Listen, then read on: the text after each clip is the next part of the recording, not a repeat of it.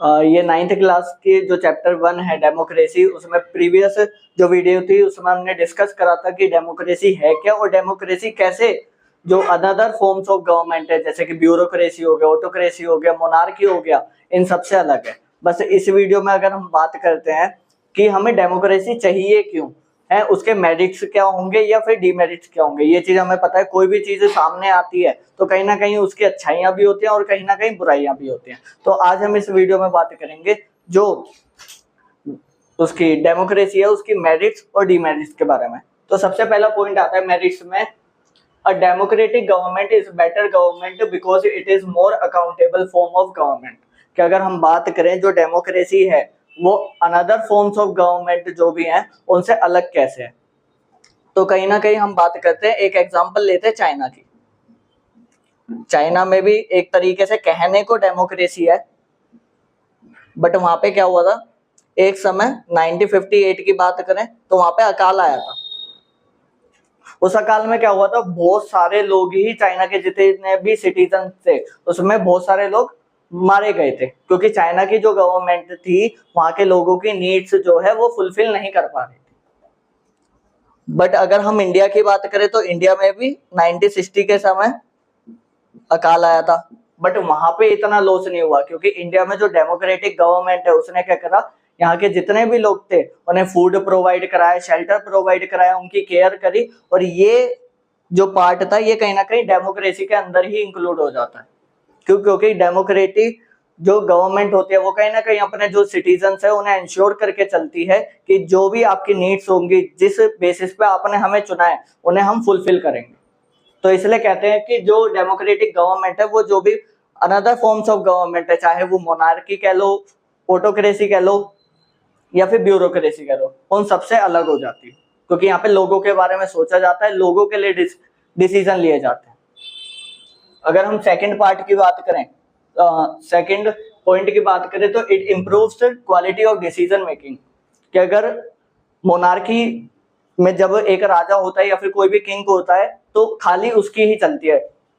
इतने करोड़ों लोगों पे या फिर बहुत सारे जितने भी लोग हैं उसके राज्य में, अगर वो कोई भी डिसीजन लेता है चाहे वो एक कम्युनिटी के लिए अच्छा हो और चाहे शायद दूसरी कम्युनिटी के लिए बेकार है, सबको उसे मानना पड़ेगा। बट यहाँ पे क्या होता है, जो भी लोग होते हैं अलग अलग क्षेत्रों से, अलग अलग कम्युनिटी से अलग अलग लोग हमारे सामने आते हैं और उन्हीं की गवर्नमेंट बनती है और वही अपने अपने जो थॉट्स होते हैं, आइडियाज होते हैं एक दूसरे के सामने रखते हैं। उसके बाद क्या करा जाता है, उनकी भी मेरिट्स और डीमेरिट्स निकाली जाती है। उसके बाद जो भी डिसीजन लिए जाते हैं वो कहीं ना कहीं एक प्योर डिसीजन होते हैं और बेनिफिशियरी होते हैं वहां के लोगों के लिए। तो इसलिए कहते हैं जो डिसीजन मेकिंग की क्वालिटी हो जाती है वो इंप्रूव हो जाती है कहीं ना कहीं। थर्ड पॉइंट की बात करें तो it provides a method to deal with different conflict. कि हमें पता है अगर डेमोक्रेटिक कंट्री है तो उसमें अलग अलग कम्युनिटी से अलग अलग जो रिप्रेजेंटेटिव है वो हमारे सामने आते हैं और उन्हीं की एक गवर्नमेंट बनती है। तो यहाँ पे खाली एक कम्युनिटी के लिए काम नहीं होता, होता सबके लिए काम है। अब जो वो अलग अलग कम्युनिटी के लोग हैं उनकी कुछ प्रॉब्लम्स भी होंगी और वो प्रॉब्लम्स अपने सामने रखते हैं, जिससे कि जो भी लोग हैं उनके आइडियाज थॉट्स अलग अलग होने के लिए कहीं ना कहीं कॉन्फ्लिक्ट्स भी बीच में होते हैं, उन्हें सोल्व किया जाता है और इसी से एक बेटर डिसीजन सामने निकलता है और जो कि वहां के लोगों को हेल्प करता है डेवलप होने के लिए। फोर्थ पॉइंट बताता है कि यहाँ पे जो सिटीजन्स की डिग्निटी है उसे इनहांस किया जाता है। कि हमें पता है जो डेमोक्रेटिक गवर्नमेंट होती है वो किसकी गवर्नमेंट होती है, वो होती है लोगों की गवर्नमेंट। जो लोग हैं वो ही चुनकर एक सरकार बनाते हैं और वो ही सरकार उन्हीं लोगों पर रूल करती है। अगर वो सरकार गलत भी है तो अगले आने वाले 5 या फिर 6 सालों में वही लोग जिन्होंने उसे बनाया है, उस सरकार को बनाया, उसे क्या कर देगी, कहीं ना कहीं डिसोल्व कर देगी। तो यहाँ पे सिटीजन की डिग्निटी मेंटेन कर इनहांस होती है कि लोगों की ही सुनी जाती है, लोगों के लिए ही काम किया जाता है और लोग ही अगर गवर्नमेंट से परेशान है या फिर कुछ है तो लोग ही डिसीजन ले सकते हैं। फिफ्थ पॉइंट जो कि बताता है it allows us to correct it own mistake. अगर डेमोक्रेटिक कोई भी गवर्नमेंट होती है वो कहीं ना कहीं लोगों के लिए काम नहीं कर पाती या फिर लोगों की जो नीड्स हैं वो फुलफिल नहीं कर पाती, वहां के जो भी राइट्स हैं उन्हें नहीं दिए जाते, तो आने वाले जो भी इलेक्शंस हैं उसमें क्या होगा, उस गवर्नमेंट को या तो हटा दिया जाएगा या फिर वो गवर्नमेंट जब देखेगी कि हम लोगों के लिए सही से काम नहीं कर पा रहे या फिर लोग हमसे खुश नहीं है, वो कहीं ना कहीं अपनी जितनी भी गलतियां हैं उन्हें क्या करेगी, करेक्ट करेगी। अब आते हैं डेमोक्रेटिक की डीमेरिट्स पे। अगर डीमेरिट्स की बात करें तो leader keep changing in a democracy which leads instability, कि अगर हम बात करें जो भी डेमोक्रेटिक कंट्री होती है उसमें हर 5 या फिर कुछ टेन्योर में क्या होता है, इलेक्शंस होते हैं, और उन इलेक्शन में कभी कोई गवर्नमेंट आती है, और उस गवर्नमेंट के जो लीडर होते हैं वो कहीं ना कहीं अलग अलग भी हो सकते हैं। और जरूरी नहीं है जितने भी पार्टीज हैं उनकी सबकी आइडियोलॉजीज या फिर थॉट्स जो है वो सेम रहे, सबके अलग अलग होते हैं, सारे अपने अपने तरीके से काम करते हैं, और इससे क्या होता है, कोई भी स्टेट है वो क्या हो जाता है, इनस्टेबल होता है। कि मान लीजिए आज कोई भी कम्युनिस्ट पार्टी आती है सत्ता में और वो अपने तरीके से काम करती है, और कल आ जाती है एक कैपिटलिस्ट पार्टी, वो अपने अनुसार काम करती है, बाद में क्या हो जाएगा, ना तो वो कम्युनिस्ट रहेगी ना वो कैपिटलिस्ट रहेगी। सेकंड पॉइंट आता है,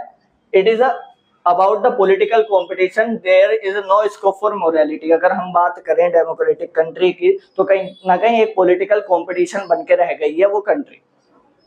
जिनका मुद्दा क्या होगा कि आने वाले 5 सालों में हमें काम करना है, या फिर क्या बोलते हैं जो अगले इलेक्शन है हमें उसमें जीतना है। एक कंपटीशन बन के रह गया जिसमें बहुत सारी पार्टीज इंक्लूड होते हैं, पार्टिसिपेट करती हैं, जो जीतती है जो हारती है, बस ऐसा ही कंपटीशन बन के रह गया। कोई सही से डिसीजन नहीं लिया जाता, करप्शन फैलाई जाती है, या फिर लोग जीतने के लिए, सरकार बनाने के लिए अपने कुछ ना कुछ चालें चलते रहते हैं। तो यहाँ पे मोरालिटी को कहीं ना कहीं इग्नोर किया जाता है, लोगों को इग्नोर कर दिया जाता है। जो थर्ड पॉइंट है वो बताता है कि जो वहां के इलेक्टेड लीडर हैं वो क्या करते हैं, जो पीपल के इंटरेस्ट है उन पे ध्यान नहीं देते और कहीं ना कहीं गलत डिसीजन लेके बैठ जाते हैं, और इससे क्या होता है, जो गलत डिसीजन है वो कहीं ना कहीं लोगों की जो नीड्स हैं उसे फुलफिल नहीं कर पाते, और कहीं ना कहीं ये भी एक डिमेरिट बन के रह जाता है एक डेमोक्रेटिक कंट्री या फिर डेमोक्रेटिक गवर्नमेंट का। फोर्थ पॉइंट बताता है कि democracy leads corruption for it is based on electoral competition, कि हमें पता है वही बार बार बात सेम आ रही है कि 5 साल 6 साल में इलेक्शन होते हैं और उसमें कहीं ना कहीं करप्शन होता है। अगर हम बात करें तो एक कंट्री ऐसी भी थी जहां पर क्या होता था, टीचर्स को, गवर्नमेंट स्कूल के टीचर्स को क्या किया जाता था, फोर्स किया जाता था कि वो अपने यहाँ के जो भी स्टूडेंट है उनके पेरेंट्स को फोर्स करे किस चीज के लिए, कि वो इसी पार्टी को क्या करें,